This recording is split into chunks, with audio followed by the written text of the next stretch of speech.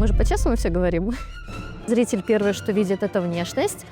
Второе, что он видит, это актерскую игру, да, то есть эмоции.